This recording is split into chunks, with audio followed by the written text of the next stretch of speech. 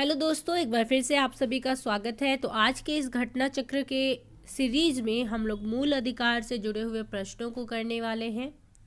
अगर आप लोगों ने इससे पिछली वीडियोस को नहीं देखा है तो आप लोग प्लेलिस्ट में जाकर सभी वीडियोस को देख सकते हैं। क्वेश्चन नंबर 1 है, मौलिक अधिकार भारत के संविधान के किस भाग में दिए गए हैं? भाग 3 में, भाग 4 में, भाग 5 में या फिर भाग 9 में? तो मौलिक अधिकार भारतीय संविधान के किस भाग में दिए गए हैं? ऑप्शन नंबर ए, भाग 3 में। भारत में मौलिक अधिकार राज्य कृत्य के विरुद्ध यानी राज्य के कार्य के विरुद्ध एक गारंटी है। इन्हें संविधान के भाग 3 में शामिल किया गया है। क्वेश्चन नंबर 2, संविधान को कौन से भाग में मूलभूत अधिकारों के बारे में जानकारी मिलती है? तो मूलभूत अधिकारों के बारे में जानकारी हमें भाग 3 में मिलती है। क्वेश्चन नंबर 3, भारत के नागरिक कुल कितने मूलभूत अधिकार अनुभव करते हैं? 5, 6, 7 या फिर 8? तो भारत के नागरिक कुल कितने मूलभूत अधिकारों का अनुभव करते हैं? उनके पास कुल कितने मूलभूत अधिकार है? राइट आंसर है ऑप्शन नंबर बी, 6। भारतीय संविधान के भाग 3 में अनुच्छेद 12 से 35 तक मौलिक अधिकारों का वर्णन किया गया है। वर्तमान में कुल 6 मौलिक अधिकार प्रदान किए गए हैं। क्वेश्चन नंबर 4, निम्नलिखित में से कौन सा एक नागरिकों के मौलिक अधिकारों को संशोधित करने के लिए प्राधिकृत है? लोकसभा, राज्यसभा, संसद या फिर सर्वोच्च न्यायालय? तो कौन एक नागरिकों के मौलिक अधिकारों को संशोधित करने के लिए प्राधिकृत है? Right answer option number C, संसद। यानी कि मौलिक अधिकारों में कौन संशोधन कर सकता है? संसद, क्योंकि कानून बनाने का अधिकार उसी को प्राप्त है। भारतीय संसद नागरिकों के मौलिक अधिकारों को संशोधित करने के लिए प्राधिकृत है, जबकि न्यायपालिका को मूल अधिकार का संरक्षक समझा जाता है। क्वेश्चन नंबर 5, निम्नलिखित में से किसे संविधान के मौलिक अधिकारों को संशोधन कर सकने की क्षमता प्राप्त है? तो अभी हमने इस पर चर्चा की, संसद को। क्वेश्चन नंबर 6, भारतीय संविधान में निम्नलिखित में से कौन सा संवैधानिक उपचारों का अधिकार में सम्मिलित नहीं है? बंदी प्रत्यक्षीकरण, परमादेश, सर्व क्षमा अधिकार, परीक्षा? तो इनमें से संवैधानिक उपचारों में, जैसा कि आप सभी को पता है, अनुच्छेद 32 में इसका वर्णन है और इसमें 5 रिट्स याचिकाओं का वर्णन किया गया है। तो आपको बताना है कि उनमें से कौन सा एक सम्मिलित नहीं है। तो राइट आंसर है ऑप्शन नंबर सी, सर्व क्षमा। आपको बता दें कि 5 रिट्स कौन कौन सी है। Habeas corpus, mandamus, P stands for prohibition, C certiorari और क्यू वारंटो। हिंदी में याद कर सकते हैं।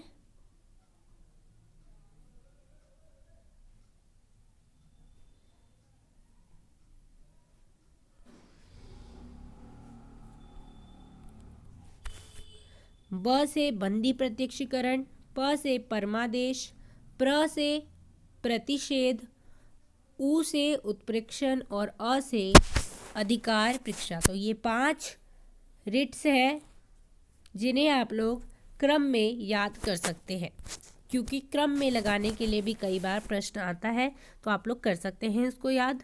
क्वेश्चन नंबर 7, निम्नलिखित में से किस अधिकार का वर्णन डॉक्टर अंबेडकर ने संविधान के हृदय एवं आत्मा के रूप में किया है? समानता का अधिकार, स्वतंत्रता का अधिकार, संपत्ति का अधिकार या फिर संवैधानिक उपचारों का अधिकार? तो किस अधिकार का वर्णन डॉक्टर अंबेडकर ने संविधान की आत्मा के रूप में किया है? राइट आंसर है ऑप्शन नंबर डी। आप लोगों को बताना है कि ये तो डॉक्टर अंबेडकर ने कहा, वैसे संविधान की आत्मा किसे कहा जाता है? डॉक्टर अंबेडकर ने अनुच्छेद 32 द्वारा प्रदत्त संवैधानिक उपचारों के अधिकार को संविधान के हृदय एवं आत्मा के रूप में माना है। अनुच्छेद 32 मूल अधिकारों के प्रवर्तन हेतु एक प्रत्याभूत उपचार प्रदान करता है। यह उपचार का अधिकार भी मूल अधिकार है क्योंकि यह भाग 3 में सम्मिलित है। इस अनुच्छेद द्वारा उच्चतम न्यायालय को मूल अधिकारों का संरक्षक बनाया गया है। क्वेश्चन नंबर 8 अगेन वही क्वेश्चन है, तो हम आगे बढ़ते हैं क्वेश्चन नंबर 9 की ओर। क्वेश्चन नंबर 9 है, निम्नलिखित में से किस एक अधिकार को डॉक्टर BR अम्बेडकर द्वारा संविधान की आत्मा कहा गया। अगेन वही क्वेश्चन है, तो आप लोग देख सकते हैं कि एक ही क्वेश्चंस कैसे रिपीट हो रहे हैं, थोड़ी बहुत शब्दों के उलट पुलट का खेल है। क्वेश्चन नंबर 10, निम्न में से कौन सा मौलिक अधिकार बाल श्रम यानी बाल मजदूरी को प्रतिबंधित करता है। धार्मिक स्वतंत्रता का अधिकार, समानता का अधिकार, स्वतंत्रता का अधिकार या फिर शोषण के विरुद्ध अधिकार। तो किस अधिकार के अंतर्गत बाल श्रम को प्रतिबंधित किया गया है मौलिक अधिकारों के अंतर्गत। राइट आंसर है ऑप्शन नंबर डी, शोषण के विरुद्ध अधिकार के अंतर्गत भारतीय संविधान का अनुच्छेद 24 14 वर्ष से कम आयु के बालकों को कारखानों, खनन इत्यादि परिसंकटमय क्षेत्रों में नियोजन को निषिद्ध करता है। क्वेश्चन नंबर 11, भारत के संविधान के अनुसार निम्नलिखित में से कौन सा अधिकार आपातकाल में छीना नहीं जा सकता है। भाषण का अधिकार, भ्रमण की स्वतंत्रता का अधिकार, जीवन का अधिकार या फिर संगठित होने का अधिकार। तो कौन सा एक अधिकार है जो आपातकाल में भी छीना नहीं जा सकता। तो राइट आंसर है ऑप्शन नंबर सी, जीवन का अधिकार। 44वें संविधान संशोधन के बाद अनुच्छेद 20 एवं 21 का आपात की घोषणा के काल में भी निलंबन नहीं किया जा सकता है। तो अनुच्छेद 20 और 21 का आपातकाल की स्थिति लागू होने की स्थिति में भी निलंबन नहीं किया जा सकता है। क्वेश्चन नंबर 12, कौन सा अधिकार संविधान के अनुच्छेद 352 के अंतर्गत लागू आपातकाल के दौरान भी छीनी नहीं जा सकती है।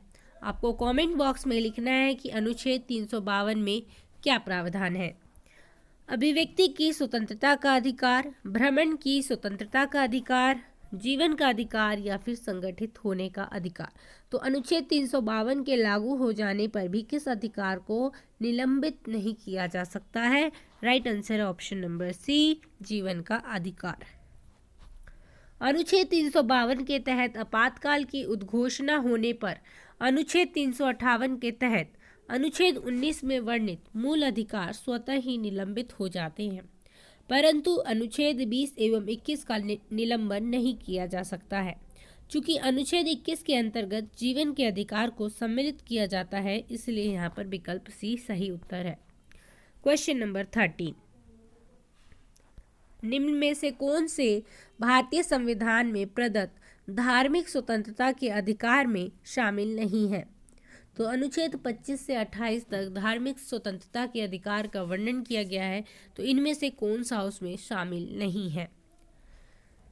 धर्म के अनुसरण और प्रचार का अधिकार, टैक्स लगाना या राजकीय निधि का किसी धर्म के प्रोत्साहन या अनुरक्षण में उपयोग करना, धर्म के मामलों का प्रबंधन, धर्म के मामलों में धार्मिक निर्देशों को व्यवहृत करना।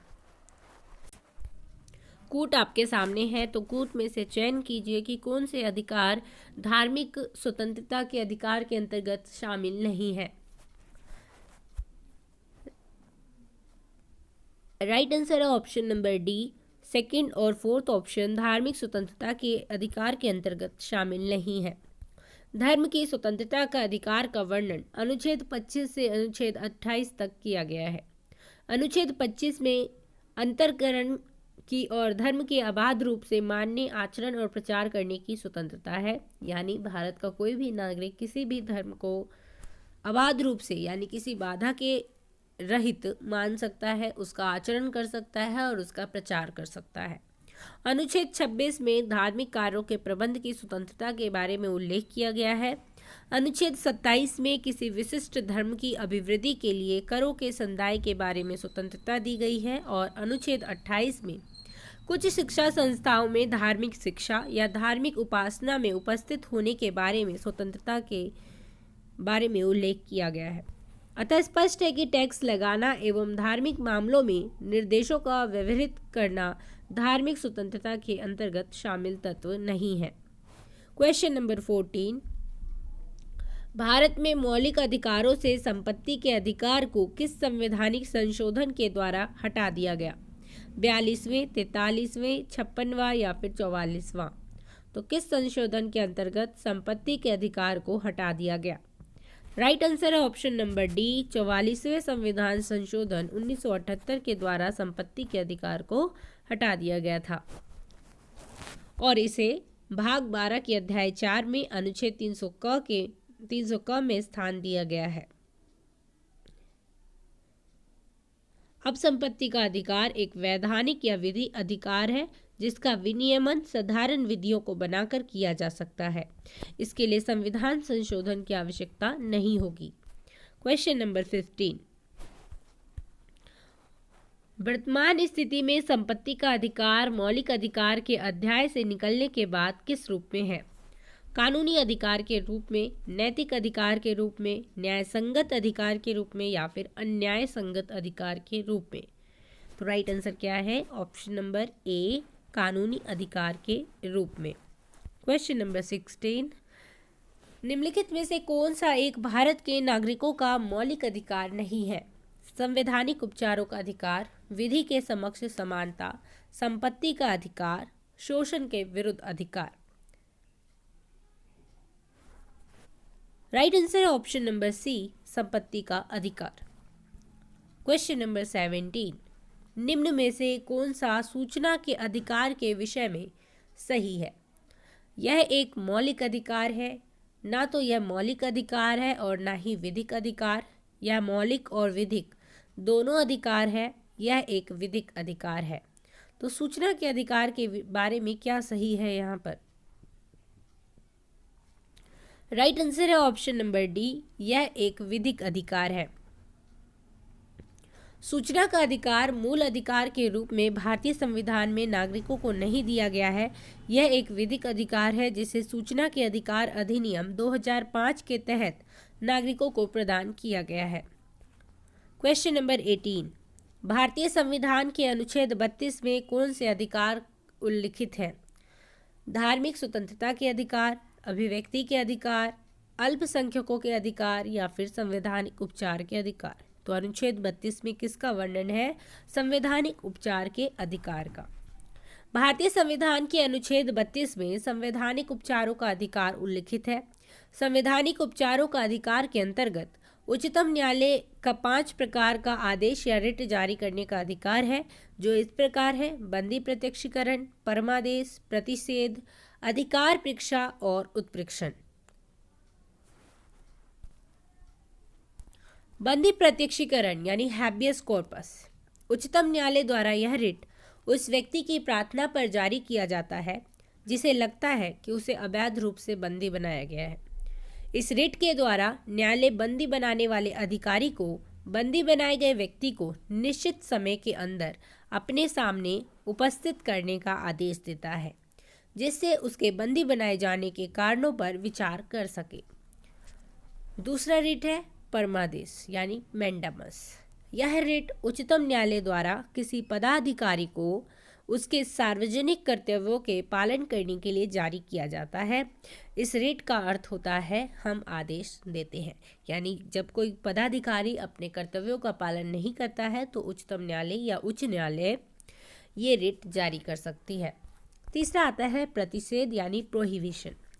यह आज्ञा पत्र उच्चतम न्यायालय तथा उच्च न्यायालय द्वारा अर्ध न्यायिक न्यायाधिकरणों को जारी करते हुए आदेश दिया जाता है कि इस मामले में अपने यहाँ कार्रवाई नहीं करे, क्योंकि यह मामला उसके अधिकार क्षेत्र से बाहर है। तो उच्च न्यायालय और उच्चतम न्यायालय अपने से अधीनस्थ न्यायालय को यह रिट जारी करती है कि वो किसी केस को यहीं पर समाप्त कर दे, क्योंकि वो उसके क्षेत्राधिकार में नहीं आता है इसलिए। और वो फिर कौन करेगा? जो जारी कर रहा है वो।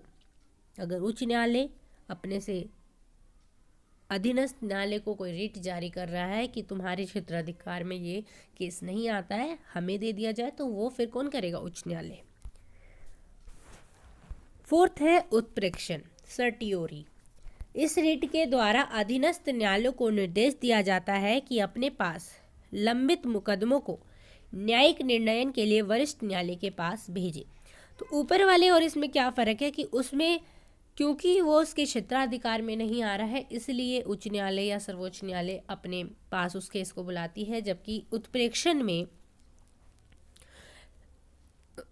क्षेत्राधिकार में तो है लेकिन न्यायालय अपने संज्ञान में लेने के लिए उस केस को अपने पास बुलाती है, आदेश दे सकती है रिट जारी कर कर कि ये केस हमें वरिष्ठ न्यायालय को सौंप दिया जाए। लास्ट आता है क्यो बरंटो यानी अधिकार परीक्षा। यह रिट न्यायालय द्वारा उन पदाधिकारियों को जारी किया जाता है जो किसी काम को करने के लिए वैधानिक रूप से अधिकारी नहीं है। जैसे कि अगर कोई व्यक्ति किसी सार्वजनिक पद को अवैध रूप से धारण किए हुए है, वो उसके क्षेत्राधिकार में नहीं है, तो उससे न्यायालय ये पूछ सकती है कि आप किस अधिकार से ये कार्य कर रहे हैं, और जब तक उस व्यक्ति द्वारा संतोषजनक उत्तर नहीं मिल जाता है तब तक वह पदाधिकारी उस कार्य को नहीं कर सकता है। क्वेश्चन नंबर 19, यदि किसी व्यक्ति का जीवन या स्वतंत्रता का प्रश्न हो तो जन सूचना अधिकारी का जवाब कितने समय में मिलना चाहिए? 24 घंटे, 12 घंटे, 36 घंटे या फिर 48 घंटे? राइट आंसर है ऑप्शन नंबर डी, 48 घंटे। यदि किसी व्यक्ति का जीवन या स्वतंत्रता का प्रश्न हो तो जन सूचना अधिकारी का जवाब 48 घंटे में मिलना चाहिए। क्वेश्चन नंबर 20, निम्न में से किसकी प्रत्याभूति भारतीय संविधान द्वारा नहीं दी गई है? समानता के अधिकार की, 14 वर्ष की आयु तक निःशुल्क शिक्षा के अधिकार की, धार्मिक स्वतंत्रता के अधिकार की, या फिर संवैधानिक उपचारों के अधिकार की? राइट आंसर है ऑप्शन नंबर बी, 14 वर्ष की आयु तक निःशुल्क शिक्षा के अधिकार की। भारतीय संविधान में समानता के अधिकार को अनुच्छेद 14 से 18 तक में वर्णित किया गया है। धार्मिक स्वतंत्रता के अधिकार को अनुच्छेद 25 से 28 तक, संवैधानिक उपचारों के अधिकार को अनुच्छेद 32। ये तीनों संविधान में वर्णित मूल अधिकार है और इनका प्रतिस्थापन नहीं किया गया है। यद्यपि संविधान 46वां संविधान संशोधन अधिनियम 2002 के द्वारा संविधान के भाग 3 में नया अनुच्छेद 21 क जोड़ा गया, जिसके अनुसार राज्य 6 से 14 वर्ष की आयु के सभी बालकों को निःशुल्क और अनिवार्य शिक्षा की व्यवस्था करेगा। इस अनुक्रम में शिक्षा का अधिकार अधिनियम 2009 संसद द्वारा पारित किया गया, जो 1 अप्रैल 2010 से लागू हुआ, और शिक्षा का अधिकार एक मानवाधिकार भी है। तो आज हमने मौलिक अधिकारों से जुड़े हुए प्रश्नों को किया इस सीरीज में। नेक्स्ट वीडियो में हम लोग राज्य की नीति निदेशक तत्वों से जुड़े हुए प्रश्नों को करेंगे। तो आई होप आपको ये सेशन पसंद आया होगा। मिलते हैं एक नेक्स्ट वीडियो में, तब तक के लिए धन्यवाद। Thanks for watching.